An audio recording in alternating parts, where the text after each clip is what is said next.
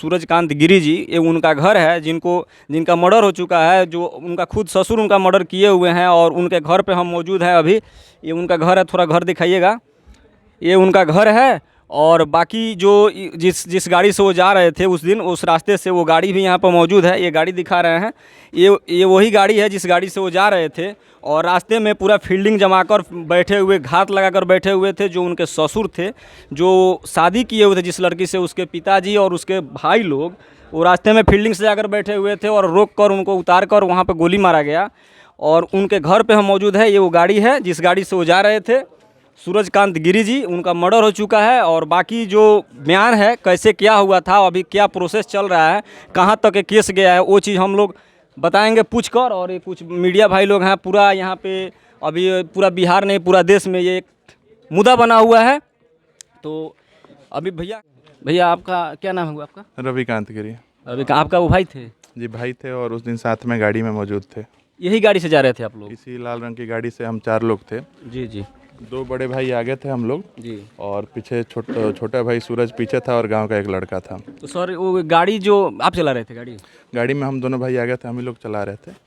तो इस तरीके से हमला किया गया हम लोगों पर जी कि हम लोग कुछ समझ नहीं पाए। सुनियोजित तरीके से था जी। तो सुनियोजित तरीके से हमले में गाड़ी डिसबैलेंस होकर खाता में चली गई और छोटे भाई को खींच के निकाला गया है और बहुत ही निर्मम तरीके से उसकी हत्या की गई है। जो कितने आदमी थे वहाँ पे? 15 से 16 लोग थे। कुछ लोग शशि भूषण गिरी के घर की तरफ से आए हैं, कुछ लोग आगे से आए हैं और सब लोग घात लगा के थे, जिनमें से 10 से 11 लोगों के हम बाई नेम पहचानते हैं और कुछ को बाई फेस पहचानते हैं जो उनके रिलेटिव हैं और 1-2 बाहर के हैं। सर चलते हुए गाड़ी पर हमला हुआ था या रोका गया था आप लोग? चलते हुए गाड़ी पर हमला किया गया जिससे गाड़ी डिसबैलेंस हुई। पिस्टल से, लाठी डंडों से गोलियां चलाई जा रही थी, लेकिन गोली गाड़ी पर लगी कि नहीं ये जांच का विषय है, प्रशासन चेक करेगा। और जब गाड़ी डिसबैलेंस होकर खाता में चली गई है तब छोटे भाई को गाड़ी में से घसीट कर निकाला गया है, रोड पे ले जाके मारा गया है। सारी तस्वीरें लगी हुई है, आप देखिए, उस पर रॉड से लाठी डंडों से मारा गया है।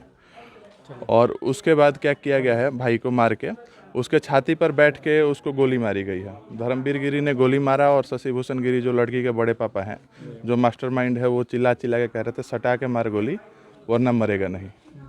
तो जिस आदमी जो गोली मारा वो उनका लड़का थे ना? जो गोली मार रहा था वो लड़की का बाप है। और उसके बाद मेरे ऊपर एक फायरिंग उनके लड़कों ने करी फायरिंग, जिसमें मैं बाल कैसे भी सौभाग्य या दुर्भाग्य से बच गया, वो उस समय का विषय है। लेकिन उसके बाद भी ये लोग शांत नहीं हैं, लगातार धमकी दे रहे हैं, फेसबुक पे धमकी दे रहे हैं, यहाँ पे आके बाई माउथ धमकी दे रहे हैं। अब तो आप लोग आ रहे हो 2-3 दिन से, तो ये लोग यहाँ नहीं आ रहे हैं, लेकिन परसों यहाँ फायरिंग हुई थी, आप लोग मीडिया वाले सब थे तभी। 8 अक्टूबर के दिन 7 गोली फायर हुआ था, 4 गोली इधर और 3 गोली इधर।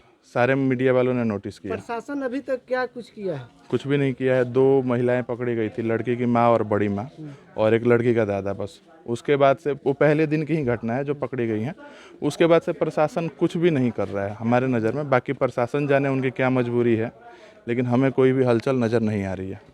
सर गोली मारने वाला पकड़ा है, हिरासत में है सर? नहीं, कोई भी नहीं। कोई भी जो मुख्य आरोपी हैं उनमें से कोई भी नहीं पकड़ा गया है। आप बोलिए ना, जो महिलाएं थी जो मरने के बाद लाठी डंडों से मार रही थी वो पकड़ी गई हैं, लेकिन जिन्होंने हत्या की उनमें से अभी तक कोई नहीं पकड़ा गया है। जब आपके जो भाई थे वो जो पड़े हुए थे नीचे, उसके बाद आप लोग कहाँ थे? मतलब वहाँ से चले आए या वहीं? नहीं, हम लोग कहीं नहीं गए। मैंने छुप के अपनी जान बचाई। जब ये लोग मृत समझ के 2 भाइयों को, और बड़े भैया दूर थे, उनके ऊपर वो लोग फायर कर भी रहे थे, तो एक किया जो दूर से चला गया।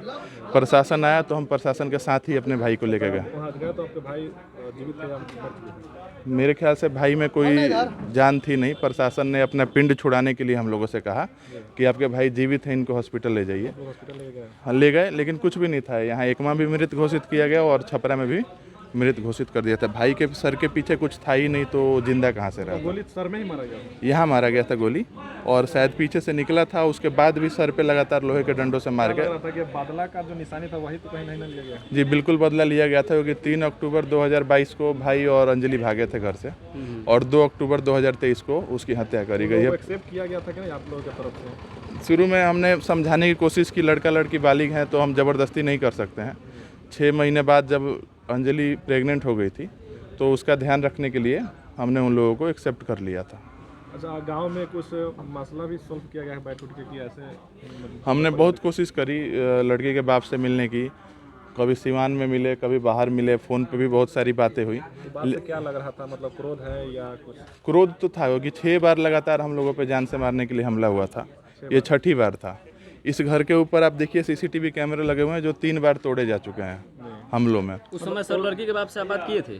जी, लड़की के बाप से जनवरी में किस लगभग छवि के वो लोग हैं? वो सभी लगभग आपराधिक छवि के हैं और 3 पीढ़ियों से आपराधिक छवि के हैं, 3 पीढ़ियों से। उनमें लगातार आप देखिए गांव के भी 376 बलात्कार के केस, बहुत सारे उन पे केस हैं, लेकिन किसी में उन लोगों के खिलाफ एक्शन नहीं लिया जाता। तो अभी आप लोग क्या कर रहे हैं अपने भाई के जो जान तो चली गई, मतलब न्याय के लिए आप लोग अभी? न्याय के लिए आप लोगों के जरिए ही हम लोग गुहार लगा रहे हैं। प्रशासन तो कुछ नहीं सुन रहा है। आप लोग देख रह सकते हैं, हम लोग यहीं पे हैं, फायरिंग हो रही है, कभी भी हमारी भी जान जा सकती है। हम कहीं ना कहीं आप लोग अभी जो खौफ का माहौल है यहाँ पे पूरा? जी, पूरा खौफ का माहौल है। हम लोग अपनी बारी का इंतजार कर रहे हैं कि कब हमारी बारी आएगी, हम लोग कब मरेंगे। उस समय भी सर आप लोग को मृत समझ कर छोड़ा गया? जी बिल्कुल, मुझे मृत समझ के मैं झाड़ी में कूद गया था गोली से। उसके बाद एक गोली और चलाई गई। उन लोगों ने समझा कि मैं और छोटा भाई मृत हो चुके हैं और बड़े भैया 30 से 35 फुट की दूरी पे थे। नेशनल हाईवे का मामला था तो वो लोग जल्दीबाजी में थे। तो जब गोली लगी तो वहाँ पे किनका आवाज़ सुने, कुछ नाम पता है? जी बिल्कुल, मैं आपको आवाज़ 1 बाई 1 बता सकता हूँ। शशि भूषण गिरी तो चिल्ला के मतलब कौन लगेंगे लड़की का सबसे? लड़की के बाप के बड़े भाई यानी बड़े पापा। बड़े पापा ने आगे। तो शशि भूषण गिरी चिल्ला के कह रहे थे कि सटा के मार वरना मरेगा नहीं, क्योंकि जो मेरा छोटा भाई था मेरे से 6 इंच लंबा था और हट्टा कट्टा था। वो 1-2 आदमी से काबू नहीं आता और उसको शरीर में शायद कहीं भी गोली मारी गई होती तो उसकी मौत नहीं होती। तो इसलिए शशि भूषण गिरी जो पेशेवर अपराधी हैं, वो सुपारी किलिंग वगैरह में भी सज़ा काट चुके हैं। उनको पता है किसी की हत्या कैसी करनी है, वो धर्मवीर गिरी को सिखा रहे थे। उसके बाद जब मेरे को उसके बाद कहा गया कि हे देवा रविया एकरा के गोली मार, मतलब रवि को गोली मारो, तो ये सारी बातें मुझे याद है। और जो जयराम गिरी थे वो कह रहे थे कि कन्फर्म कर लो कि मरा है कि नहीं मरा है। तो मरने के बाद भी उसके सर पे लोहे के पाइप से मारा गया है। और जो महिलाएं थी उनको भी रहम नहीं थी। सब लोग उन्हीं के घर के थे? सब उन्हीं के नहीं, एक मेरे चाचा हैं उत्तम गिरी, वो अपना निजी दुश्मनी कोई निभा रहे होंगे। जो उनके साथ ही उनके बिजनेस में पार्टनर थे, जिस चीज़ में भी थे, वो उनका लड़का और वो चाचा भी थे मेरे। सब लोग साथ में थे और एकदम उनको प्लानिंग के तहत कंफर्म करना था कि तीनों भाइयों को मार देना है। भाई आपके दिल्ली से कब आए थे, कितने दिन पहले आए थे? भाई लगभग कुछ महीने पहले आया था यहाँ पे। तो इस तरह कोई खतर नहीं दिखा कि कुछ ऐसा हो सकता है? जी बिल्कुल, ये सब हमें अंदेशा था, इसलिए हम कभी गांव में नहीं आए और भाई को आज तक हम लोगों ने गांव में नहीं आने दिया। नेशनल हाईवे से हम गोपालगंज जा रहे हैं, हमें नहीं अंदेशा था कि इनको पता है किसी तरीके से, लेकिन हमने ध्यान नहीं दिया। गाड़ी हमारी रेड कलर की थी और शायद कोई पीछे से हम पे नज़र रख रहा था। ये जो मामला है तो कहीं ना कहीं प्लानिंग बना के किया गया होगा, तो कहीं ना कहीं ये जो प्लानिंग का जो लीक